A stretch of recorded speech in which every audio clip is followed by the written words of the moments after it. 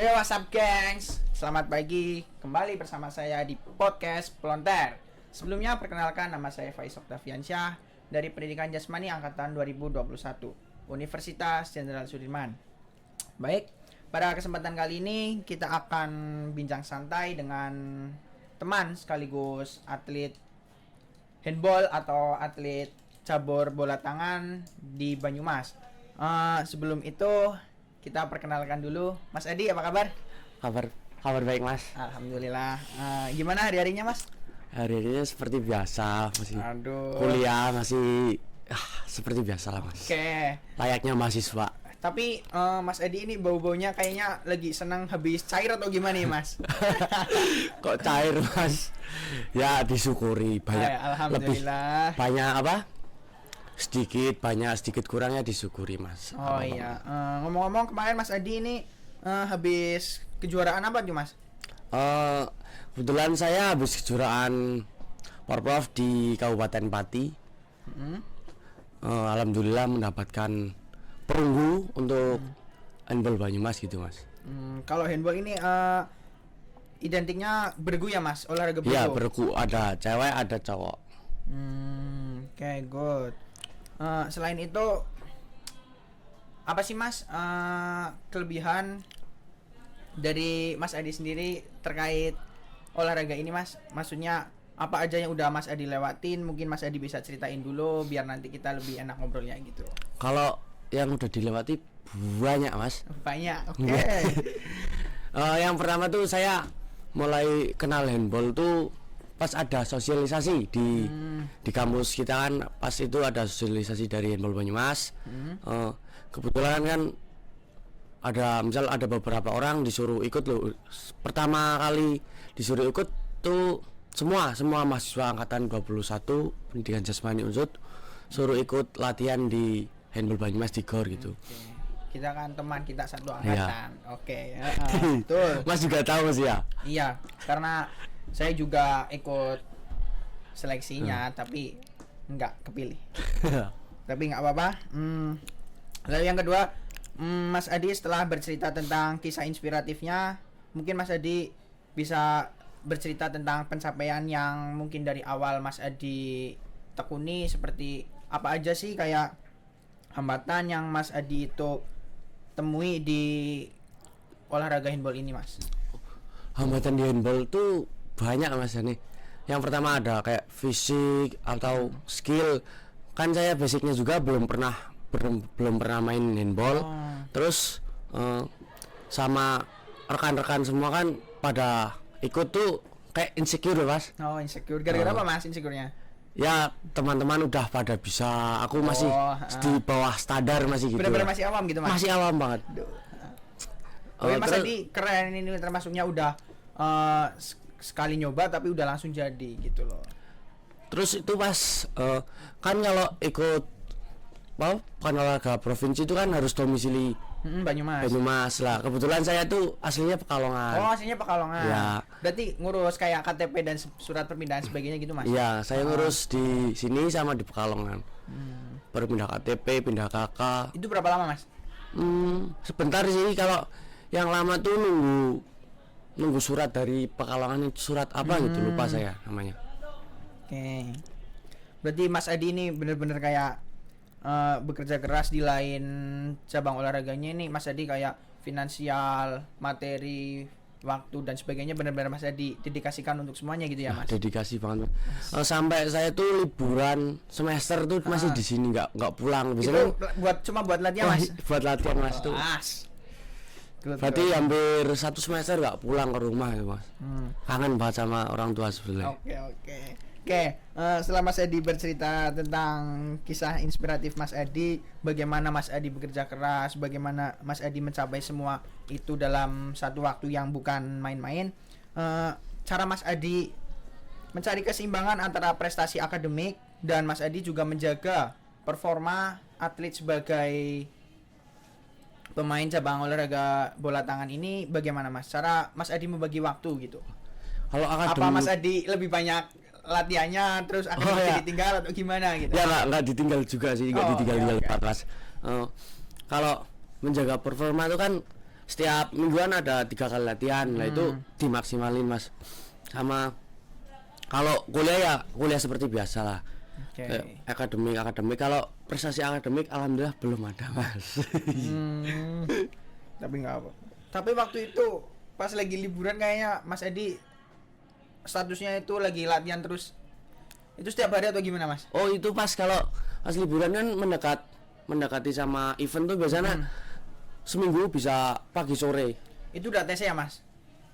Iya ada TC. Training center kan, Ya. pelatihan pusat gitu. Berarti tapi di akademis sering nggak kayak Mas Edi itu bolos gitu? Karena saya kan sering lihat Mas Edi kayak Mas Edi kok nggak ada di kelas gitu, apa mungkin Mas Edi latihan gitu? Positif thinkingnya kan kayak gitu. Nah, paling kalau misal nggak ada di kelas tuh acara di luar mas. Misal Gitu. ada ngadirin seminar atau Siap. gitu.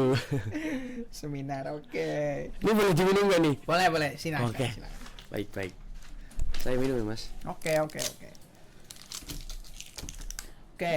Sambil ngobrol lagi, ini mas, mungkin sebelum Mas Adi turun ke cabang olahraga bola tangan ini, apa sih kayak Mas Adi itu dulu pernah nggak kayak ikut cabang olahraga selain ini? Kayak mungkin dari kecilnya Mas Adi main sepak bola, terus ikut bela diri atau apa-apa? Cuma benar-benar Mas Adi itu baru kali ini, baru sekali terjun langsung bisa turun ikut di tim andalan Banyumas gitu loh mas. Oh enggak. Kalau saya kecil misal SD itu saya bola mas. Kebetulan ikut bola event-event kecil-kecil di Pekalongan lah. Terus itu kelas berapa mas ikut bolanya? Kelas SD ini ya, mulai dari kelas 4 sampai kelas 6 lah. Itu paling pertama kali ikut SSB langsung dapat juara 2 se-Kabupaten Pekalongan. Terus berangkat Danon, tahu Danon kan mas? Danon Cup. Itu di Semarang, alhamdulillah kalah. Nggak apa-apa, Terus pas SMP mulai merambah ke futsal sama volley. Tapi itu kayak nggak serius, menekuni itu nggak kayak sekedar hobi gitu ya mas? Suka-suka lah berolahraga berkeringat.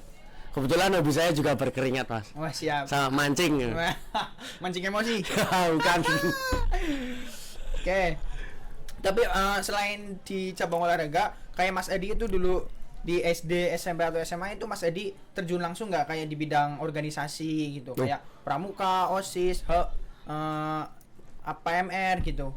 Kalau organisasi itu saya mulai dari SMP mau ikut OSIS gak jadi, ikutnya pramuka tapi bukan sebagai pengurus, cuman kayak cuma ini ikut event, kalau ada event apa seleksi kan saya ikut gitu.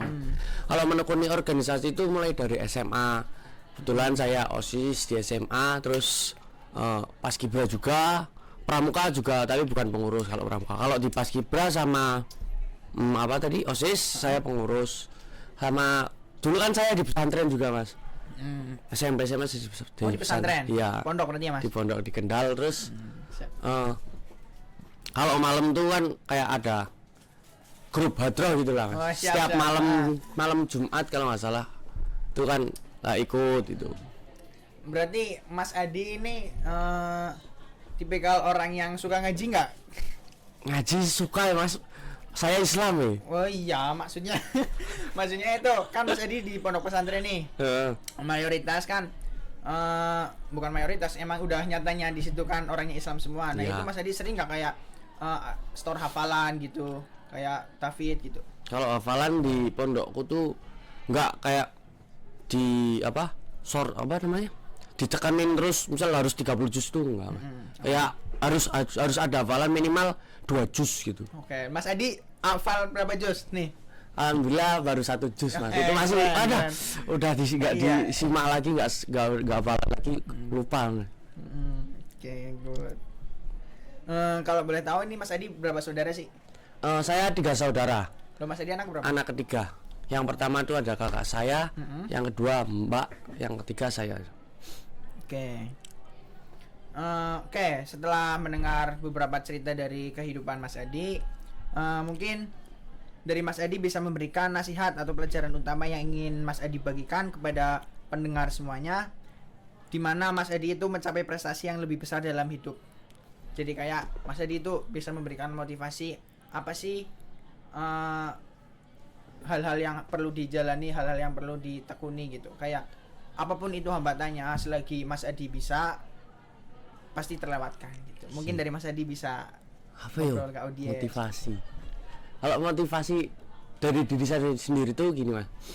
Oh, dia bisa, saya masa nggak bisa gitu. Oke, good. Ah. Terus Terus kalau motivasi buat teman-teman ya harus berani mencoba hal-hal yang baru gitu aja.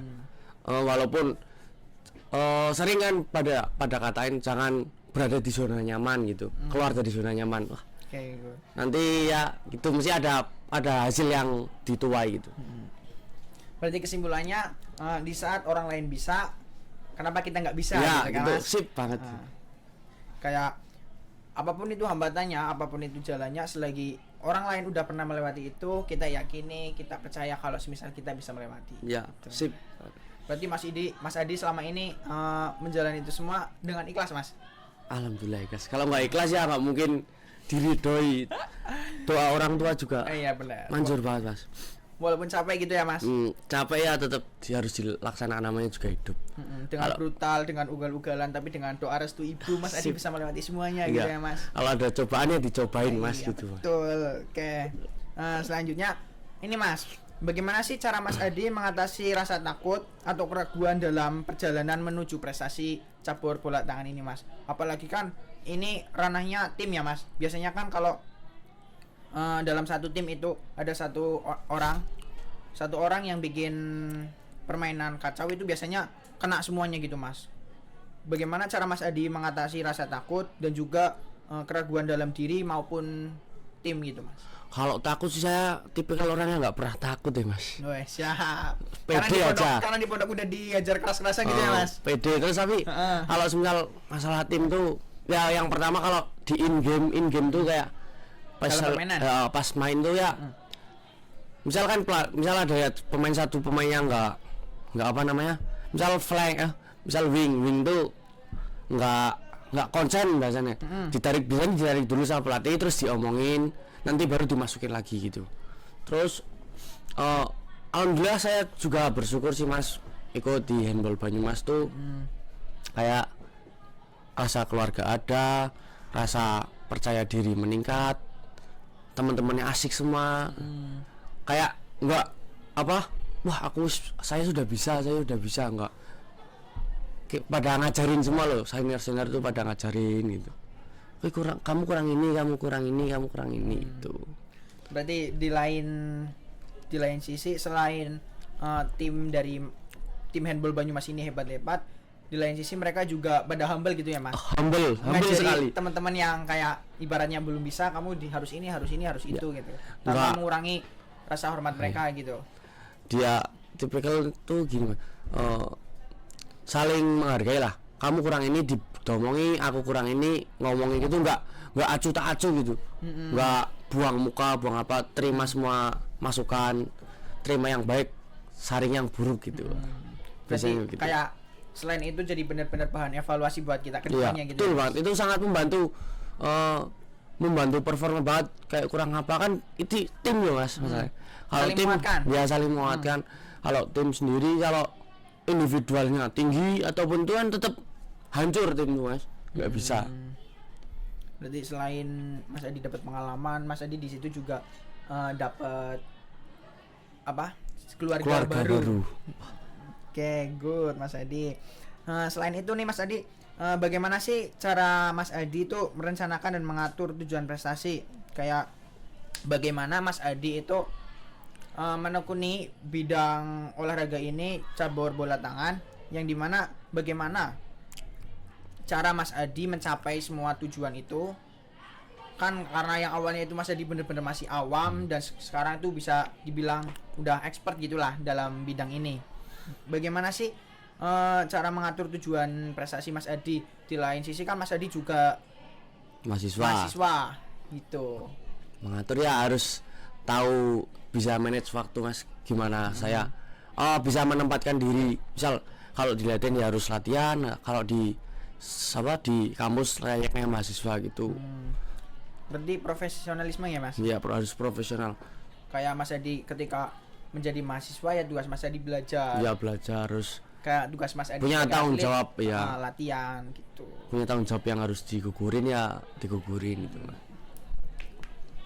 Tapi ada nggak sih Mas, biasanya kan kayak Mas Adi itu izin buat latihan nih. Nah, dari dosen atau dari dosen biasanya itu ngizinin nggak sih Mas, atau itu biasanya memberikan statement yang baik atau buruk ketika mahasiswanya itu mau bertanding gitu, mau latihan gitu Mas? Oh ya, mesti ada aja sih kalau dosen yang begitu. Tapi kan kita nggak ambil pusing Mas, kita juga ada surat dari KONI, terus surat kan nggak bisa surat KONI langsung turun ke dosen tuh nggak bisa. Kita harus ngajuin ke dekanat, kita bikin surat dari dekanat keluarin baru ke jurusan. Berarti ada prosedurnya gitu Ya, Mas? ada prosedur. Mau nggak mau dosennya harus mengizinkan. Kalau nggak mengizinkan ya ada surat gitu. Tapi biasanya ya ada aja sih gitu. Tapi pernah nggak sih Mas kayak Mas Adi itu nggak dapat izin, nggak dapat surat, tapi Mas Adi itu di waktu itu harus bener-bener latihan dan dosen itu nggak ngizinin? Wah, Pernah ada. nggak Mas Adi itu Pernah, Mas. bolos buat latihan? Pernah Mas, itu sampai saya satu tim, berarti kan hampir rata-rata kan satu angkatan saya. Timnya. Timnya tuh nggak ada yang berangkat, ya udah. Berarti nggak berangkat satu, nggak berangkat semua Iya Mas? itu. Tapi kalau semisal ada kepentingan, misal kuliahnya apa, kalau semisal masih bisa diizin, kita bisa izin. Kalau semisal UTS, UAS ya harus ikut yang kuliah dulu Mas. Kayak kalau boleh tahu itu jaket yang dibawa Mas Adi itu jaket Mas kemarin tadi Mas? Iya, kemarin dapat dari sini ya Banyumas. Oke, good. Tapi dapetnya cuma beberapa tuh Mas. Oh, berarti kalau dari ini dapatnya apa aja Mas? Kayak jersey atau apa? Oh, alhamdulillah dapat jersey, training sama jaket. Kalau bonus gimana Mas? Cair nggak? Jangan bicarain bonus Mas. Oke, siap. Dapat sangu Mas, bersyukur banget. Alhamdulillah. Oke. Ya, semoga dapat bonus ke depannya. Ya, amin. Ada hilal-hilal gitu. Siap. Jadi bisa traktir saya juga ya Mas? Enggak mau lah, kemarin jenengan juga juara di traktir saya Mas. Juara apa Mas? Juara apa kemarin? Katal, karate. Aduh. Nasional lagi, internasional lagi. Wah. Saya salut Mas. Itu juga sama kayak Mas Edi, kayak kita sama-sama bolos buat akademis hanya untuk latihan. Banyak proses yang dialami Mas. Kelas. Nggak bisa dijelasin itu Mas. Oke. Bagaimana sih cara Mas Edi itu cara Mas Edi menjadi kunci sukses untuk mencapai prestasi yang ini? Apa dengan hanya Mas Edi latihan, kayak religiusnya Mas Edi itu seperti sholat, mengaji, atau sering ngobrol dengan orang tua ketika Mas Edi capek dengan ya duniawi lah Mas? Apalagi kita seorang laki gitu kan, stigma kayak cowok boleh bercerita tentang apapun tapi jangan sampai dengan masalah hidupnya gitu kan. Gimana Mas? Wah, itu panjang Mas. Harus balance antara religius dan usaha. Yang penting itu usaha. Kalau hasil kita serahkan sama yang di atas gitu. Usaha berdoa. Kalau usaha tok nggak berdoa sama aja. Aduh, alhamdulillah. Berarti kayak dukungan internal dan eksternal itu sangat berpengaruh ya? Berpengaruh banget. Karena yang Apalagi dukungan dari orang tua Mas itu, walaupun saya sendiri punya cewek, tapi kalau dari orang tua tuh aduh, support system ini Mas. Berarti ada support system itu. Support systemnya nggak cuma orang tua. Iya. Oke, good. Ada seorang sambuan juga. Karena tapi orang tua tuh doa ataupun kalau durhaka sedikit sama orang tua bahaya Mas. Kunci sukses. Betul, karena yang Mas Edi katakan juga kan itu salah satu termasuk dalam psikolog olahraga itu. Kan tahu Pak Syafei kan? Tahu. Ya pasti itu kan ngajar kita gitu. Ya. Antara motivasi eksternal dan internal. Ya, tahu. Internal dari dalam diri itu 80%, sedangkan eksternal dari luar itu 20%. Jadi benar-benar 80% itu kita kelola, dan eksternal itu termasuk seperti support system dari orang tua. Jadi 10% gitu Mas. Gitulah. Berarti bisa dikatakan lancar semua Mas? Alhamdulillah lancar. Oke. Lalu Mas Adi nih, apa yang Mas Adi pelajari dari kegagalan dalam menuju prestasi, dan bagaimana Mas Adi menggunakan kegagalan tersebut sebagai peluang untuk tumbuhkan? Nggak langsung kemarin Mas Adi ikut handball lalu Mas Adi ikut porprov, enggak kan? Kayak Enggak. mungkin Mas Adi sempat mengikuti beberapa ajang event yang ada di Banyumas atau di luar kota seperti Kejurda atau Kejurprov atau Kejurnas gitu kan di mana itu Mas Adi belum tentu dimainkan, bisa aja Mas Adi di bangku cadangan gitu. Ada nggak sih Mas kayak momen-momen kayak gitu? Ada sih Mas. Momen-momen yang pertama tuh kan saya ikut latihan-latihan, alhamdulillah saya mendapat coach tuh tingkatnya bukan abal-abal lagi Mas. Apa itu? Pasti para pemain itu juga tahu itu namanya Coach John dari Kalimantan. Keras Itu orang coach Mas. ini coach Banyumas sekarang Mas. Coach Banyumas, tapi aslinya Kalimantan. Oke. Sekarang udah balik Kalimantan. Keras banget itu Mas. Keras, tapi saya paham sih yang dia inginkan tuh harus ngapain tuh dengan begini nanti jadian begini tuh paham tuh. Sama yang kalau di Banyumas ada Coach Janu juga. Terus tadi awal lagi ya? Event pertama apa Mas? Event pertama pra Porprov. Tuh event pertama kali, terus pertama kali event wah mainnya masih begitu ya. Tapi alhamdulillah kepleset di semifinal, kalah sama tuan rumah. Penaltian itu kecewa banget itu, Mas. Harusnya bisa final. Itu pra-porprov tiket untuk menjelang porprov. Iya. Mas?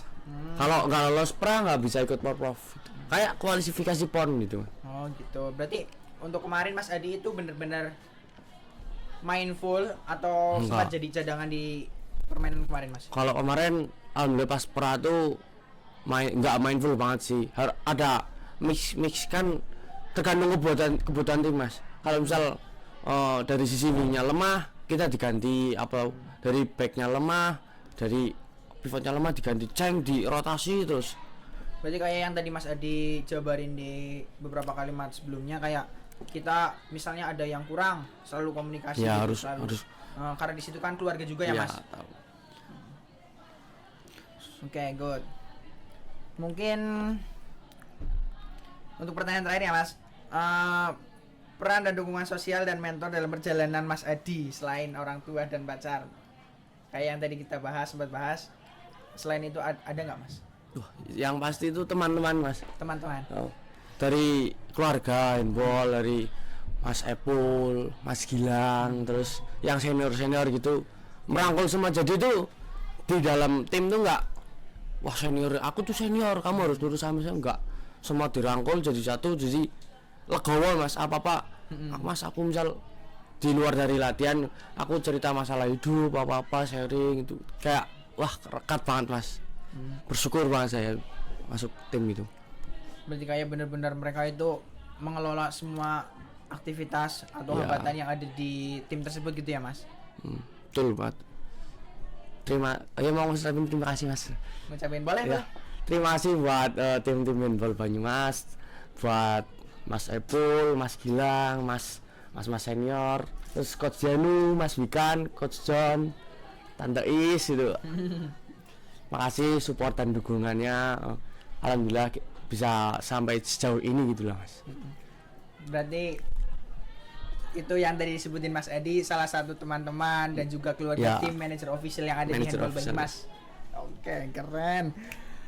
Mungkin Mas Adi udah beberapa waktu ke depan ini kita Oh ya, udah ini.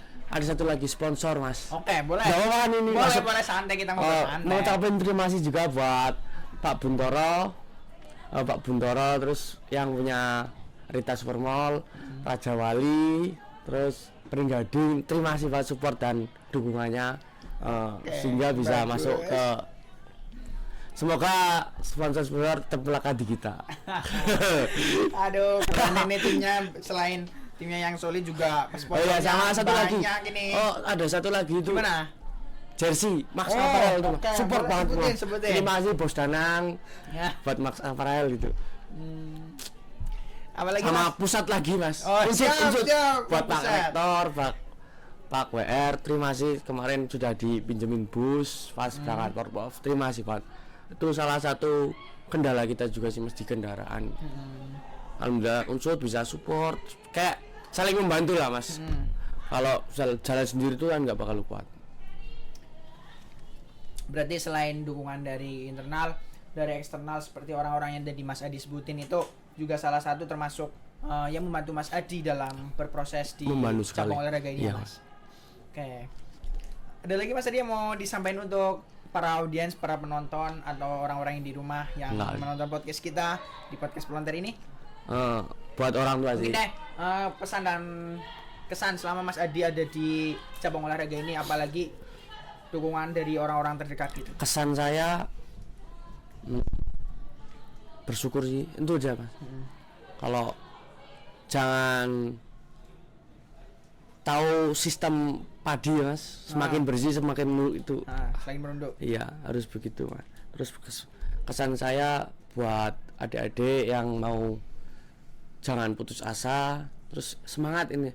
Walaupun banyak misal, oh mas-masnya ini kok gini enggak, itu tuh buat kalian explore sendiri itu, Mas. Baru menjadi kedepannya. Kalau enggak gitu nanti dari diri sendiri enggak akan ke explore gitu, Mas. Karena dari pengalaman semuanya yang pernah kita lewati itu akan menjadi jalan buat kita kedepannya Ya, gitu ya, betul, Mas. betul, Untuk Mas. tumbuh. Lebih baik. Oke, terima kasih Mas Adi. Terima kasih Mas Terima kasih. Faiz ya. Terima kasih atas waktunya yang sangat inspiratif dan luar biasa. Cerita Mas Edi ini mengingatkan kita bahwa dengan tekad yang keras, dengan tekad yang kuat, kita semua dapat mencapai prestasi yang luar biasa dalam kehidupan kita. Yang pada intinya kamu hanya perlu sabar yang tak terbatas untuk bisa menjadi pantas. Ya, Gitu. sip. Oke, dan itu adalah akhir dari episode kali ini tentang prestasi yang inspiratif dalam podcast Pelontar, sehingga kami berharap para penonton dapat terinspirasi dan siap untuk mengejar impian Anda. Dan intinya jangan sampai pantang menyerah. Jangan lupa juga berlangganan di podcast Pelontar. Nanti Podcast akan kita Pelontar. bertemu dengan Dukung terus beberapa- subscribe guys. mendengarkan lebih banyak dan cerita inspiratif di masa mendatang. Amin. Oke, terima kasih. Sampai jumpa. Bye.